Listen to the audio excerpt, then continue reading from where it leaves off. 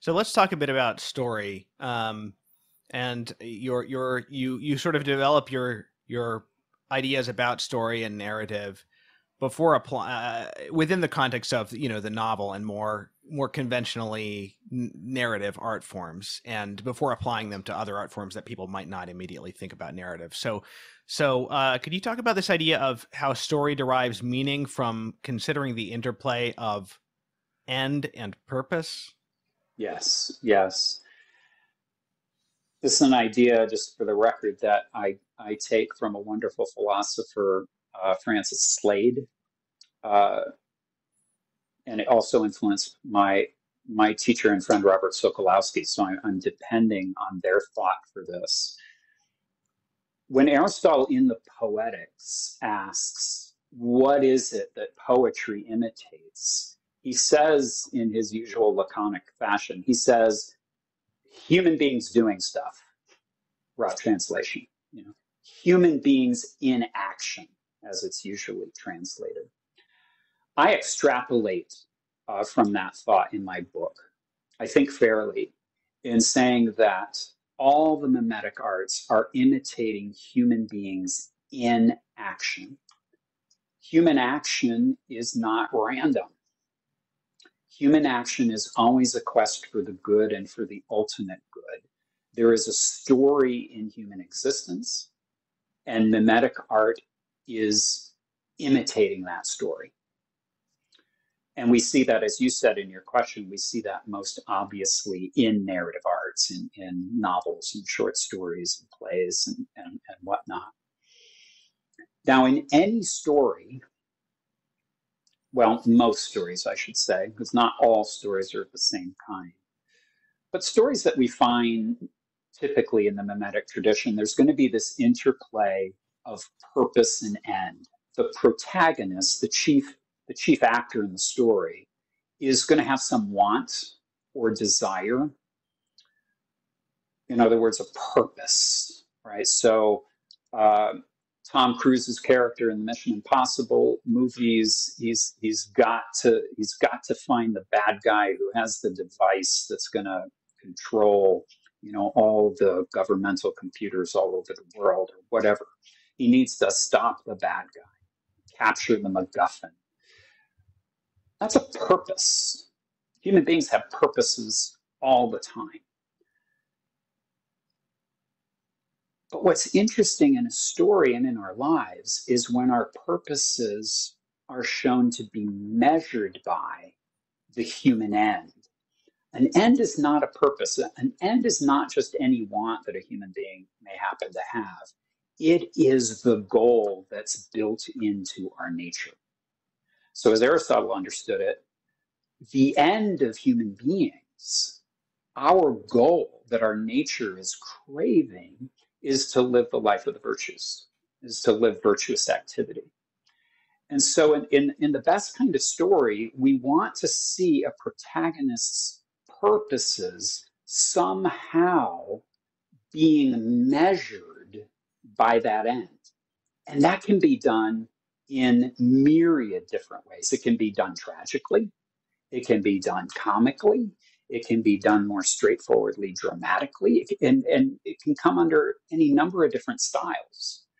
But in some way, we want to see the character's purposes distinguished from and measured from the end of human nature. That is where the meaning of a story comes from. There's no ter- terribly significant meaning in a character just having a want. We want that want to make sense in light of the Mm, human end. yeah. So following on that, uh, when you talk about moral argument in storytelling, um, what do you mean by that? What's this dialectic that you discuss in the book? Yeah, really good.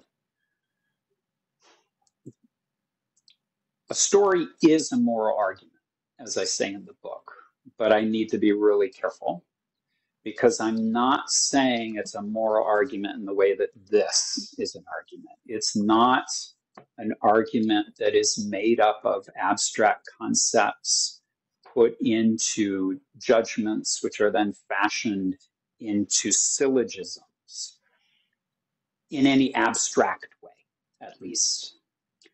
So we're talking analogously here when we talk about stories being a form of argument. It might help to say that stories attempt to persuade us of some way of understanding the human adventure.